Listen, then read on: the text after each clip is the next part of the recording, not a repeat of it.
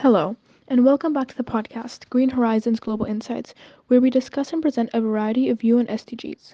For this episode, we are going to be talking about SDG 13, climate action. The goal here is to take urgent action to combat climate change and its impacts. The end goal is for global emissions to be cut to 45% below the levels of 2010 by 2030. In the UN's own words, every person in every country in every continent will be impacted in some shape or form by climate change.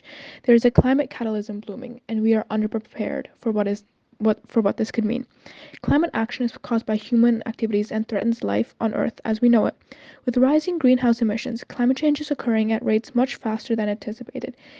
Its impacts can be devastating and include extreme and changing weather patterns and rising sea levels.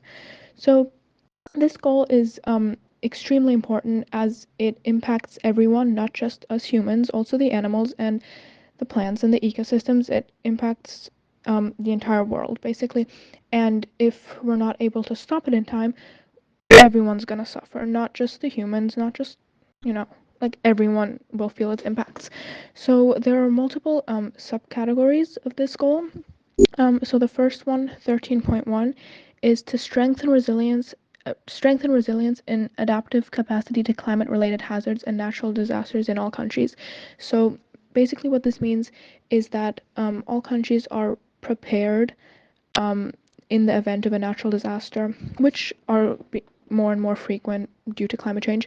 That they're prepared to not only prepare for it, but then also once it happens, that they have the resources to clean up, to save people, to quickly rebuild, and to, if possible, minimize damage that could happen.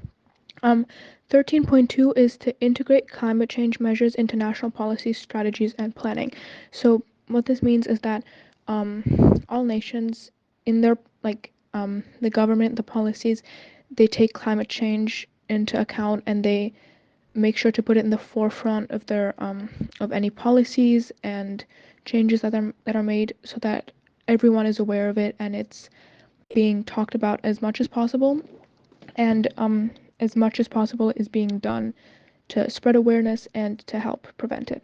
Leading um, Moving on from this, 13.3 is to improve education, awareness raising, and human institutional capacity on climate change, mitigation, adaptation, impact reduction, and early warning. So, what this means is to make sure to educate everyone, especially children in school, like young children, about the dangers of climate change, and what they can do to help, how they can help prevent it, how they can make a difference, um, and just warning everyone in all areas of work and education about what what climate change is, how much of a big deal this is, and to make sure people, like from early on, that people know from childhood, they know what it is and how they can prevent it. So, speaking of which, if you would like to help, there are many things that you can do as an individual. If you want to find out more, you can go to www.un.org/en/actnow, act now. And if you want to read more about the UN's effort on climate change, go to un.org/climate change. 13 subtopic 13A is to implement the commitment undertaken by developed countries, country parties to the United Nations Framework Convention on Climate Change, to a goal of mobilizing jointly 100 billion annually by 2020 from all resources to address the needs of developing countries in the context of meaningful mitigation actions and transparency on implementation, and fully operationalize the Green Climate Fund through its capitalization as soon as possible. So, what the Green Climate Fund is, it was an element of the Paris Agreement, which was an international treaty on climate change that was signed in 2016. Um, and the Green Climate Fund is the world's largest climate fund, and it is mandated to support developing countries raise and realize their nationally determined contributions and ambitions towards low emission, climate resilient pathways. Basically, making sure that all countries, including those underdeveloped countries, or still developing countries, that all these countries that they do their part in not only educating about climate change and realizing its dangers, but also in combating climate change and acting against it. The last subtopic is 13b, which says to promote mechanisms for raising capacity for effective climate change related planning and management in least developed countries and small islands developing states, including focusing on women, youth, local, and marginalized communities. So this basically makes sure that everybody has equal access um, to rate to plan for climate change and to manage climate change, no matter if you're in a underdeveloped country, if you're, a woman in an area where you might not have equal access to education, if you're still in school and you want to make a difference, if you're in a marginalized community, basically no matter where you are or like what barriers you might face, it's important that you're still extremely educated on climate change and that you can and want to make a difference. Um, and this basically strives to make sure everyone has the same opportunities.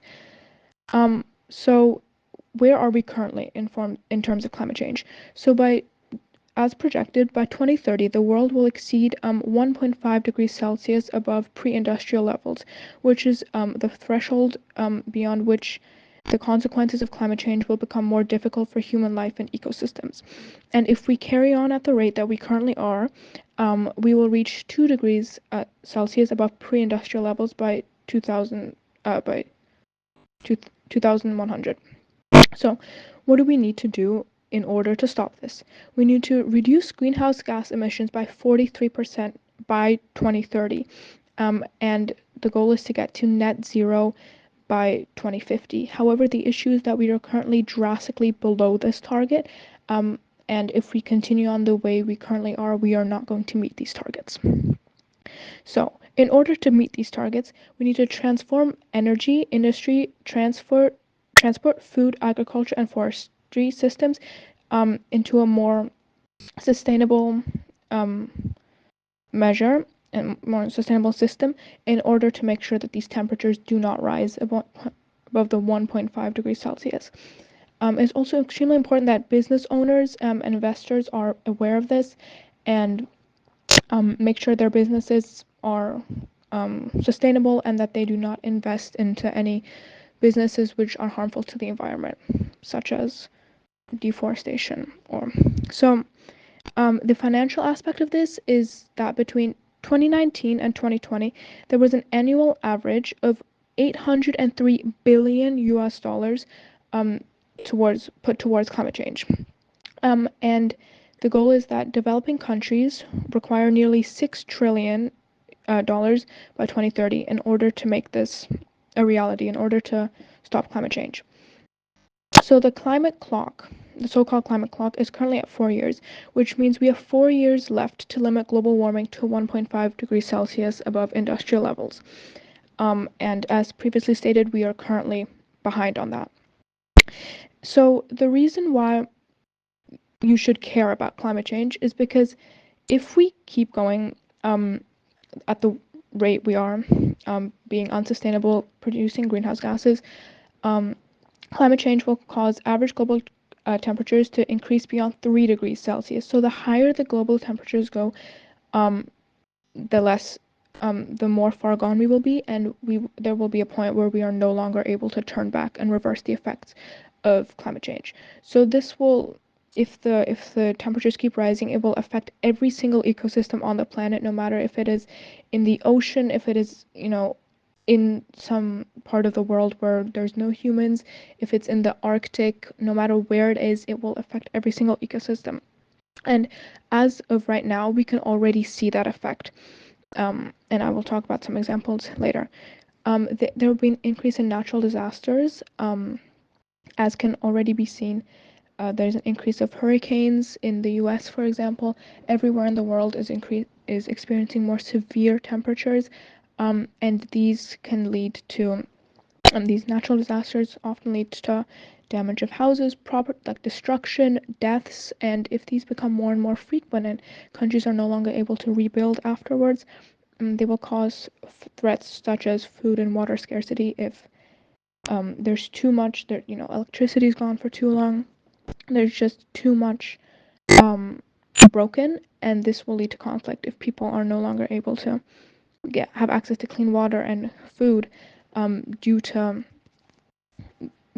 electricity being gone, due to there being so much flooding that they're not able to leave their house, due to the roads being blocked so no new food transport can come in. And yeah, as of right now, the rate of sea level rise has doubled, and this is only within the last decade. Um, as previously stated, or touched upon, highly vulnerable regions experience 15 times higher mortality rates from these natural disasters, which are caused by climate change, and this will continue to happen. So, one example of climate change is, or of human impact affecting this, is the Amazon rainforest. The Amazon rainforest used to be 60 million square kilometers and spanned over 9 countries in South America. But however, due to severe deforestation, over the last 60 years, about 20% of the forest area has already been lost. And it is estimated that if we continue at the rate that we currently are, 50% of the original forest area will be lost by 2030. Most of the deforestation comes from logging. Well, money is produced from logging, agriculture, and ranching. While a lot of this is done illegally, it is still happening, and it is destroying the rainforest. And this is extremely important because not only does the rainforest house thousands upon thousands of species, it is also able to influence its own weather or climate because of how large it is and because of the diverse amount of species, different trees, and everything. And this is we are losing biodiversity on this planet if we already are, and there is a point where no matter what we do, we cannot turn back, and this will and already is impacting all of us. So some things that I like to do to help is that I personally am a vegetarian, and I am a vegetarian due to climate reasons, or yeah, this is because I'm aware of how detrimental raising but then also producing this meat can be. So, for example, a lot of the, as previously talked about, Amazon rainforest gets cut down, and it gets turned into ranches for or agriculture for these animals. Um, so, just as an example, a cow needs about roughly 1 gallon of water per 100 pounds of body weight. And then to produce a single burger A single burger requires about 2,000 liters of water. Now, this is an incredible amount of water that is not only being put towards raising this cow and also keeping livestock such as cattle and sheep produces a lot of methane, which is a greenhouse gas which contributes to rising global temperatures. Um, but it is also not only is raising these animals, these livestock, taking away, like cutting, a lot of animals raised on animal on a lot of these animals are kept not only in extremely cruel conditions but often on land on deforested land, so land that was previously extremely biodiverse, kept a lot of species which kept the ecosystem going. um it and then this land was then cut down and replaced by just grass fields where these livestock are kept. The livestock themselves are bad for the climate, as they produce methane. They take up a lot of resources, including water, space, and time. And then once the animals are killed and the meat is produced, that takes a lot of water, as well as the machines producing. The machines emit um, CO2. So, for example, for every cheeseburger, roughly 1.9 kilograms of CO2 is produced, which shows how extreme these carbon emissions can be and how dangerous this can be for the planet. So, once again, if you would like to help, go to www.un.org/en/act now, or un.org/climate change to find out more. Thank you so much for listening, and we will see you in the next episode. Bye.